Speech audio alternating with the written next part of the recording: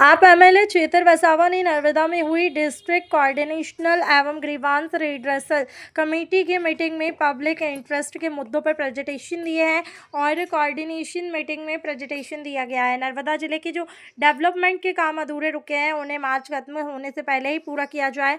आंगनबाड़ी बच्चों के 3-4 महीने के पेंडिंग खाने के बिल को सॉल्व करने के लिए प्रेजेंटेशन दें और नर्मदा जिले में कितनी ज़मीन एनए थी और 7 की कितनी ज़मीन एनए थी इसे बिक गई है, मुद्दों पर चर्चा। प्रधानमंत्री आवास योजना में तीसरी चौथी इंस्टॉलमेंट बाकी रहने के मुद्दों पर प्रेजेंटेशन दिया जाए। SC/ST कम्युनिटी के 8100 स्टूडेंट के पोस्ट मैट्रिक स्कॉलरशिप अप्रूव हुए हैं, लेकिन सिर्फ 2935 को ही स्कॉलरशिप मिली है, इसलिए पेंडिंग स्कॉलरशिप तुरंत ही पूरी की जाए। भले ही ट्राइबल डेवलपमेंट के लिए बहुत बड़ा बजट है, लेकिन ग्रांट के बिना मुमकिन नहीं है।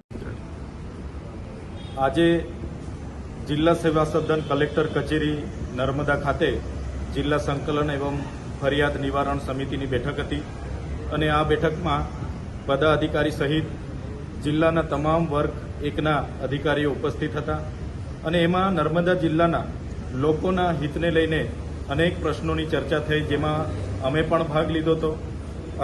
જે પ્રકારે અમે ભાગ લીધો એમાં નર્મદા જિલ્લામાં જે પોષણ સુવિધા યોजना અંતર્ગત જે આંગણવાડીમાં મેનુ કયા પ્રકારનું છે એ બાબતનો પ્રશ્ન હતો, ત્યારે એ મેનુ અને એક વિદ્યાર્થી દીઠ એક બાળક દીઠ કેટલી રકમ સરકાર દ્વારા આપવામાં આવે છે, તો 25 રૂપિયા જેટલી રકમ આપવામાં આવે છે અને એના જે મેનુ પ્રમાણે એના જે દર અઠવાડિયે એમને પીરસવાનું હોય છે એ બાબતની અને એમના જે ફૂડ બિલ છેલ્લા 3 થી 4 મહિનાથી પેન્ડિંગ છે એને સત્વરે એનું નિરાકરણ આવે એવી વાત કરી છે। એની ગ્રાન્ટ હાલમાં નથી, ગ્રાન્ટ આવે એના ચૂકવણા થશે એવું જણાવવામાં આવ્યું છે। એ જ પ્રકારે નર્મદા જિલ્લામાં એને ખેતીની જમીન કેટલી એને કરવામાં આવી છે, એમાં 73 કેટલી એને અને વેચાણ કરવામાં આવી છે એ બાબતની પણ આજે ચર્ચા થઈ છે। એ જ પ્રકારે નર્મદા જિલ્લામાં આદિમ જૂથના વર્ગ પર જે આવાસની યોજના છે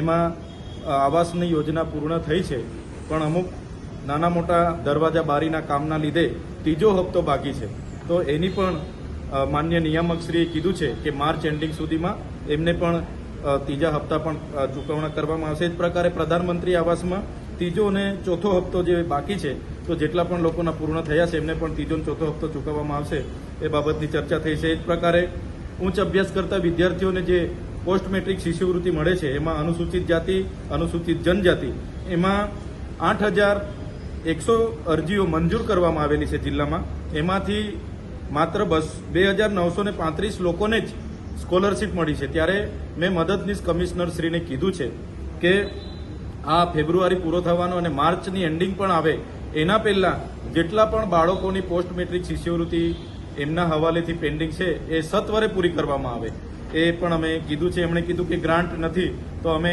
સરકારમાં એમના મંત્રીશ્રીને પણ રજૂઆત કરીશું। આદિજાતિનું આટલું મોટું બજેટ છે ને અહીંયા ગ્રાન્ટ ના હોય એ તો ના ચાલે, એટલે અમે મંત્રી અને સરકારને પણ વિધાનસભામાં આ બાબતનું ધ્યાન દોરીશું। એ જ પ્રકારે કુંવરબાઈ મામેરામાં પણ 511 જેટલી અરજીઓ મળેલી છે, એમાં 363ને મંજૂર કરવામાં આવી છે અને બીજી પૂર્તતા છે એ પણ માર્ચ એન્ડિંગ સુધી પૂર્ણ થાય એ અમારી આજે માંગણી હતી। એ જ પ્રકારે ડેડિયાપાડા તાલુકાના સગાઈ રેન્જમાં આવતા અરેઠી ગામમાં વીજ કનેક્શન મેળવવા માટે ફોરેસ્ટ વિભાગ દ્વારા એમને પાણીપત્રકના દાખલા આપવામાં નથી આવતા, એ પણ આપવામાં આવે એની પણ આજે વાત કરી છે।